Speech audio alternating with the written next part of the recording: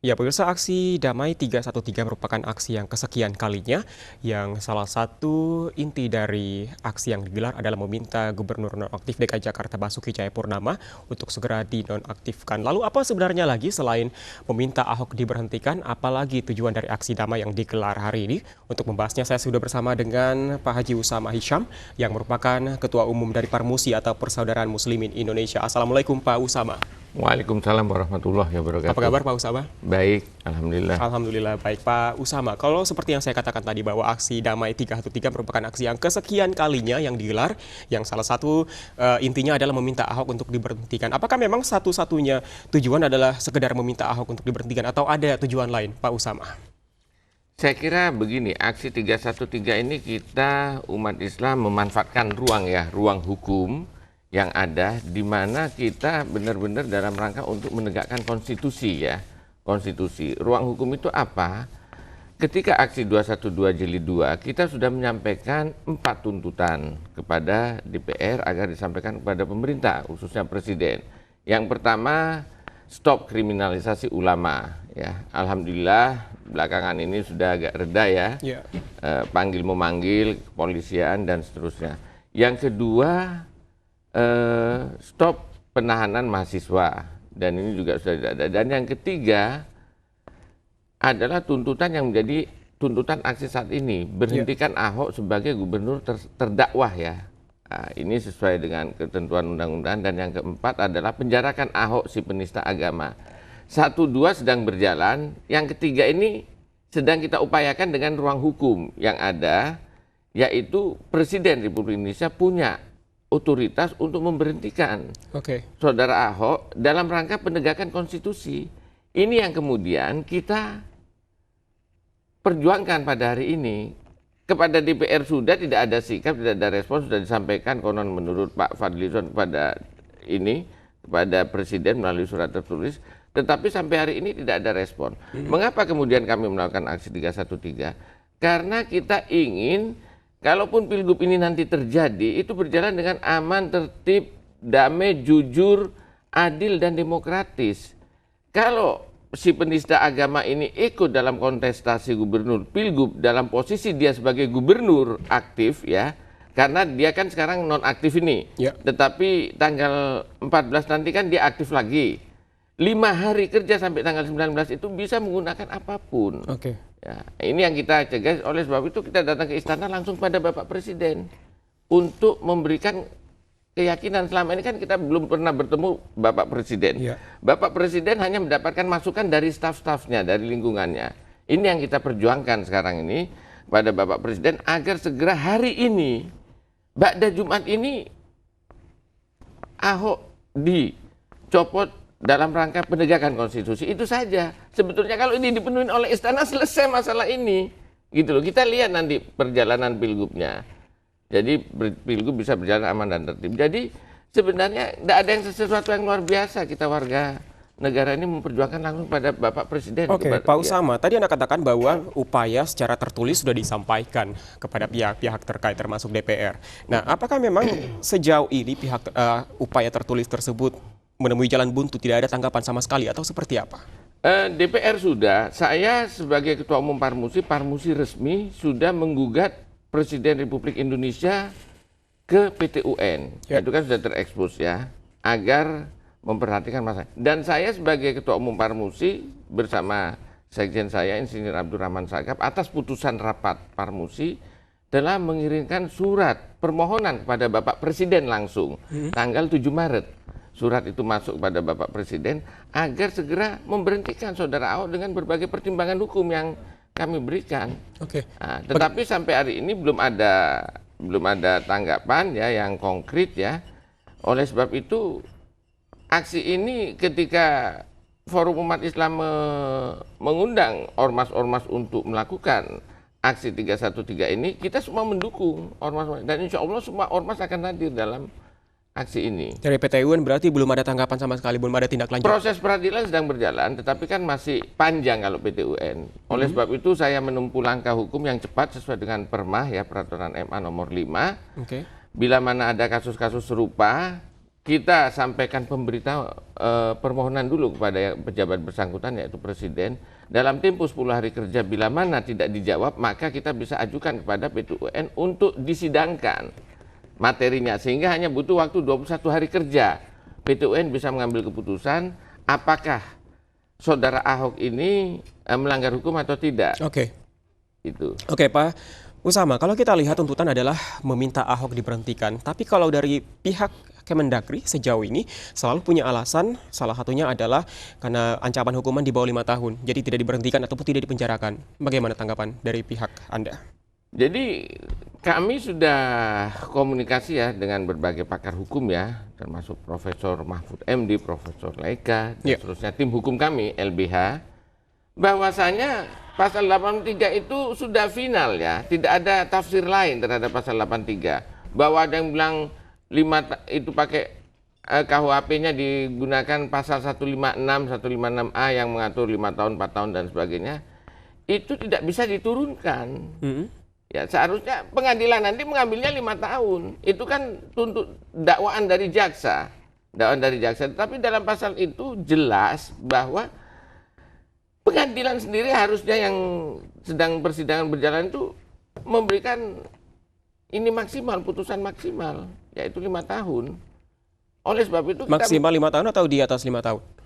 Ya, itu setidaknya kan 5 tahun. Berarti kan dia setidak-tidaknya 5 tahun. Setidaknya 5 tahun. Ya, sementara pasal 83 kan 5 tahun di situ. Ya. Disebutkan. Sehingga dia seharusnya ya sudah kena, nggak boleh lagi Mendagri memberikan tafsir-tafsir lain. Dan saya bilang kepada teman-teman bahwa kalau memang Kementerian Dalam Negeri punya tafsir lain, ya kita adu di pengadilan PT UN. Kan itu. Nanti kan ada pengacaranya dari Parmusi, ada kuasa hukum dari negara, ada dari Presiden. Ya kita adu argumentasi. Parmusi siap kok menghadirkan para pakar hukum tata negara untuk beradu di situ. Oke, Pak Usama, siapa saja nanti ulama yang akan hadir dalam aksi 313 hari ini? Saya kebetulan belum konfirmasi kembali ya sampai datang kemari karena berbagai kesibukan juga kita lakukan untuk berbagai persiapan. Tapi saya kira sama dengan pertanyaan berapa banyak ini yang hadir Pak Usama. Ini agak sulit karena ini kan sudah viral ini ya. Aksi ini sudah viral. Jadi prediksi kita nanti kita bilang 10.000 yang datang ternyata 100.000. Bilang 100.000 ternyata yang datang cuma 50.000. Nah ini karena walau sekalipun ada sejumlah ormas yang memang akan partisipasi, tapi kan masyarakat umum juga banyak yang hadir ini, komunitas-komunitas. Jadi unpredictable. Oke, Pak Usama, kalau kita melihat tidak bisa kita pungkiri bahwa aksi baik aksi 313 ataupun aksi-aksi sebelumnya seperti aksi 411, 212, tidak bisa kita pungkiri bahwa ada beberapa pihak yang memandang sinis aksi yang digelar. Ya. Tanggapan Anda? Ya, karena mereka nggak punya pemahaman kalimat tauhid ilallah ya. Saya kira kita sudah canangkan ini adalah bagian dari jihad fisabilillah. Ya. Jihad fisabilillah itu memang tegas firman-Nya, wa'adallahu allazina amanu, wajahidu fillahi haqqa jihadi, bahwa berjihadlah engkau di jalan Allah dengan jihad yang sebenar-benarnya. Nah yang kita lakukan ini adalah jihad yang sebenar-benarnya. Jadi sebelum target kita yaitu penjarakan Ahok tercapai, ya kita terus akan berjihad. Sampai kapan nggak tahu. Silakan aja yang menyatakan itu sinis. Tapi seberapa yakin Pak Usama bahwa ini adalah aksi yang kesekian kalinya? Seberapa yakin Anda bahwa aksi kali ini akan bisa menemui Presiden Joko Widodo dan juga berhasil untuk menuntut pemberhentian dari Basuki Cahayapurnama? Ya, kami tetap optimis ya. Kalau tidak optimis, untuk apa kita datang beramai-ramai? Kami optimis bahwa aksi ini akan damai. Kami optimis bahwa aksi ini akan segera mendapat respon ya dari pemerintah dan mendapat perhatian serius dari Bapak Presiden. Karena ini memang otoritas ada pada Bapak Presiden. Ya. Oke, Pak Usama, tadi Anda katakan bahwa salah satu poin-poin yang menjadi tuntutan dalam aksi adalah stop kriminalisasi ulama. Memang kita ketahui bahwa ada beberapa laporan-laporan terhadap beberapa ulama yang memang ikut juga dalam aksi-aksi yang sudah digelar. Kalau dari yang Anda ketahui, bagaimana sebenarnya kriminalisasi ulama yang sudah terjadi saat ini, penilaian Anda? Ya, alhamdulillah paling tidak kita harapkan semacam tokoh-tokoh GNPF ya, Habib Rizik Syihab, Ustadz Bahtiar Nasir, Pak Munarman ini tidak lagi ya dikriminalisasi, tidak lagi dilanjutkan karena memang kan tuntutan kita ketika aksi 212 Jilid 2 hentikan kriminalisasi ulama di SP3 kan usahakan. Kami sangat berharap ini di SP3 kan, bukan sekedar tidak disidik kembali, tapi di SP3 kan secara tertulis. Kalau secara lisan ini kan sama dengan menggantung gitu ya. Tetapi bagaimana tokoh-tokoh ini ya di SP3 kan tidak lagi disidik ya kasus-kasusnya, karena ini kan kalau masih tetap berjalan inilah yang disebut kriminalisasi. Tentu kita berharap aparat keamanan ini betul-betul bisa memahami ya situasi sosiologis ya, psikologis daripada umat Islam ini. Kalau memang ingin situasi kondusif, sebaiknya persuasif lah ya, pertemuan-pertemuan persuasif apalagi dikembangkan. Karena toh para pimpinan aparat maupun pimpinan ulama ini kan sudah saling kenal ya, kita semua saling kenal. Untuk apa main kekerasan, penangkapan, menakut-nakuti dan segala macam, ini justru kontraproduktif. Oke, ada beberapa ulama yang dikriminalisasi, yang dilaporkan begitu dalam beberapa kasus. Pengetahuan Anda, kasus mana saja yang sudah dihentikan, termasuk Bahtiar Nasir kan? Ya, kalau Ustadz Bahtiar Nasir kan itu beliau sendiri menyampaikan ya, melalui viral ya, bahwa tetapi masalahnya ini kan diberhentikan penyidikannya ini menggunakan SP3 tidak, kan itu. Yang kita harapkan kan SP3, artinya ada surat tertulis ya, menyatakan bahwa ini kasus sudah di SP3 kan dan seterusnya.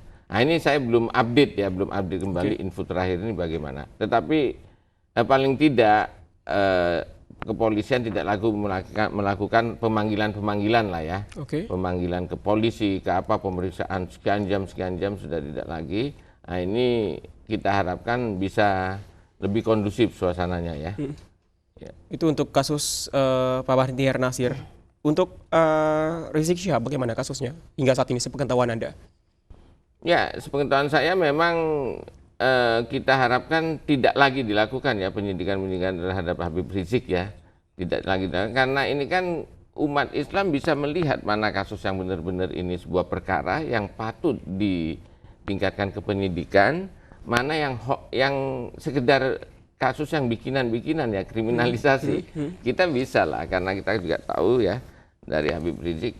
Saya kira kalau pendekatannya persuasif akan jauh lebih efektif daripada main kriminalisasi. Umat pasti melawan. Saya yakin itu umat pasti melawan. Oke, Pak Usama, kalau penilaian Anda kriminalisasi ulama yang sudah dilakukan menurut Anda pada beberapa ulama yang ikut dalam aksi, apakah memang dilakukan untuk mematahkan tujuan dari aksi-aksi yang dilakukan, yaitu menuntut Ahok diberhentikan, atau ada tujuan lain atau seperti apa? Ya, untuk menyandera ya pimpinan-pimpinan ya, untuk menyandera agar tidak melakukan aksi-aksi ini sehingga dapat menunggu proses peradilan Ahok ini bisa berjalan. Apakah dengan menyandera para pimpinan ulama begitu akan bisa mematahkan tujuan untuk? Ya tidak, buktinya toh hari ini ada aksi. Dengan isu kriminalisasi yang belum berhenti sepenuhnya, toh hari ini ada aksi. Karena kita sudah menyiapkan lapisan-lapisan ya. Lapisan misalnya Pak Ustadz Bahtiar Nasir ini kan ketua umum, ketua GNPF. Pak Ustadz Al-Khotot ini kan sekretaris GNPF. Habib Rizik imam ya, imam besar. Nah ini sudah ada lapisan-lapisan. Kalau ini memang dikriminalisasi, lapisan berikutnya kita berjuang untuk terus melakukan jihad fisabilillah. Pak Usama, tadi kami dapat informasi bahwa sebagian dari masa 313 nantinya, selain ada yang ke Istana Negara, nantinya akan ada yang ke gedung DPR untuk meminta agar Undang-Undang 1945 itu dikembalikan terkait dengan pemimpin yang merupakan yang dipilih adalah yang benar-benar asli pribumi Indonesia. Apakah benar akan ada tuntutan seperti itu? Nah ini ada, kalau saya lihat ya, ada adik-adik mahasiswa ya yang memang melakukan upaya sejak kemarin untuk melakukan penuntutan itu, dan hari ini saya tidak tahu juga apakah mereka akan kembali ke DPR MPR atau tidak. Tetapi kalau aksi 313 hari ini inisiasi oleh Forum Umat Islam, para ormas yang tergabung dalam Forum Umat Islam, fokus ke istana kita. Kita fokus ke istana untuk meminta Bapak Presiden segera memberhentikan Ahok sebagai gubernur tersangka. Karena ini tahapan yang harus kita lalui. Oke. Karena untuk menciptakan pemilu yang aman, tertib, damai, jujur, adil, dan demokratis. Tapi kalau dari Parmusi sendiri, setujukah dengan tuntutan untuk mengembalikan undang-undang terkait dengan pemimpin yang asli pribumi? Tapi kita tahan dulu, kita akan bahas lebih lanjut Pak Usama. Kita jeda dulu, pemirsa tetaplah bersama kami dalam Special Report Aksi Damai 313.